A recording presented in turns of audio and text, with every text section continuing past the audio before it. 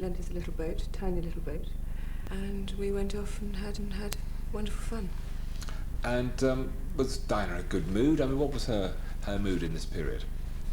Yes, she was. She was happy, she was relaxed. We had just lots of girl talk, you know, when there's two girls together, you talk about things that matter. And presumably she talked about her new relationship with Dodi Fayed.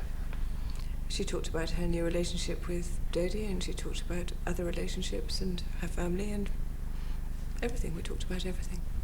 Now, I believe she spoke to you about the way that Dodi would shower her with gifts. Was she comfortable with this? I think it was getting a little much. She was finding it a bit, not intrusive, that's not the word I want, but she was uncomfortable with it. She was uncomfortable with it. And she suspected that she might be given a ring, I gather. She said, I'm sure one of the next things will be a ring, and she said, Rosa, that is firmly going on the fourth finger of my right hand. So, no thoughts in her mind of an engagement? Absolutely none whatsoever. We didn't even discuss it. You know, we didn't even discuss the way the relationship could go. You know, it was very new. She was right at the beginning of it, and she was just enjoying herself, but there was no question at all that it was, you know, heading for an engagement. Now, what do you make of claims subsequent to her death that the couple were engaged? I don't see how they could have been. I think it's a complete fabrication. She was looking forward. When I last spoke to her, which was on the Wednesday, she said, I can't wait to get back to London, get back to my boys and get back to the gym. She'd sort of had enough. She just wanted to get back into her old routine. She'd been away a long time. And do you know why she had been away so long? I mean, she'd been away for, what, a week or so at that point, and stayed away for 10 days? It was the summer holidays. The boys were in Balmoral and people weren't in London, and so she was just being away for August like a lot of people do. So just for the viewer, just characterise how, in your opinion, as probably her closest friend, you saw her mood, her disposition at the end of August when she, as she flew to Paris, preparing to come back to London the next day, we understand. Well, she was happy. She was enjoying herself. She was basically, in my view, and I actually put this to her, I said, what you're doing is having your teenage years now.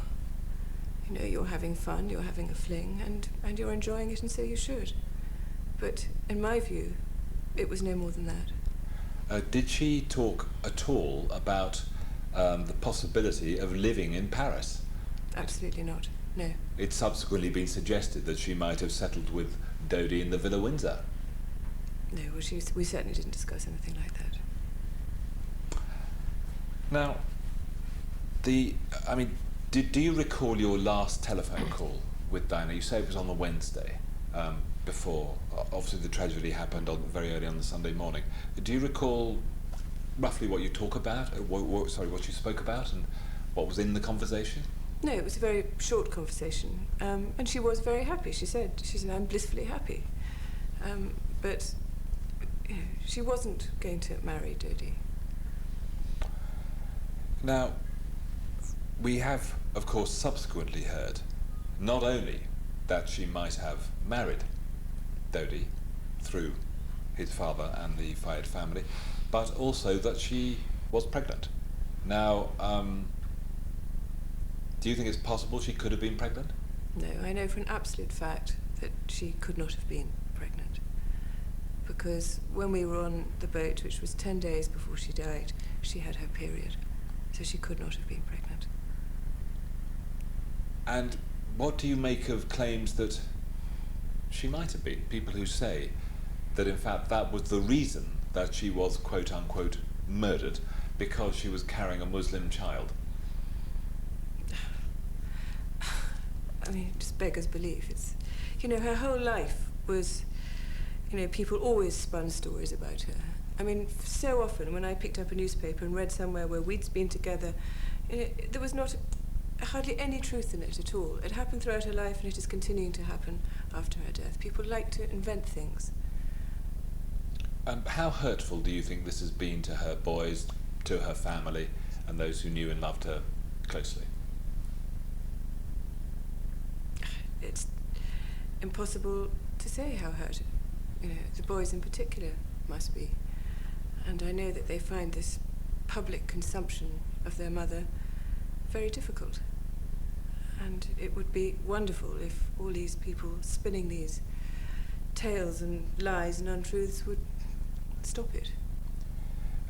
Now, just sort of looking at this more globally, I mean, in my work and travelling around the place, I have found that not only do a lot of people in this country appear to believe there was something peculiar about the accident, in other words, something more than an accident, but certainly in the USA and Middle East, Far East, a lot of people appear to believe that in some way Diana was rubbed out by the British establishment.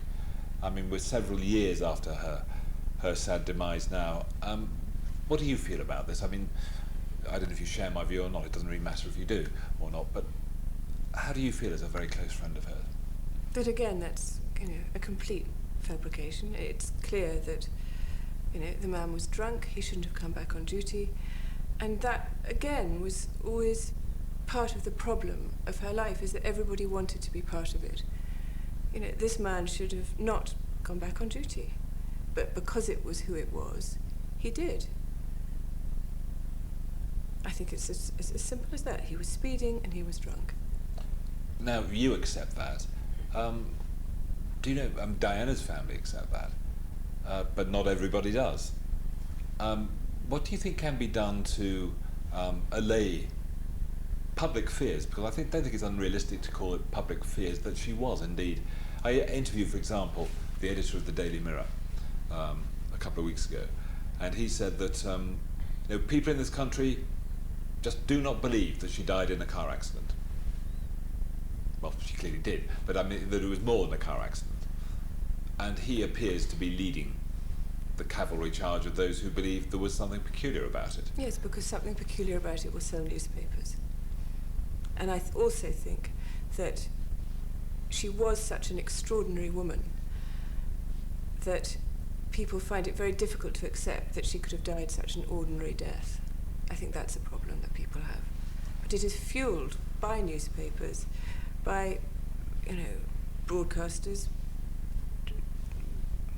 Can't find the words. But No, do that again. I mean, that was a good answer. So let's, you'll find the word, I'm sure. I've lost my thread completely now. But you were talking about it's fueled by, the conspiracy is fueled by people who want to sell newspapers, make TV programs, or whatever. I mean, we're not, were we recording it? We are. Right. Well, Piers actually said to me on camera that Diana sells many more newspapers dead than she did alive. Well, you see, that's appalling cynicism. And it is, a programme like this one that should finally put this record straight. Now, what do you think the inquest might achieve when it takes place? I mean, one would hope that it would reveal that it was just simply that, an accident. It looks as if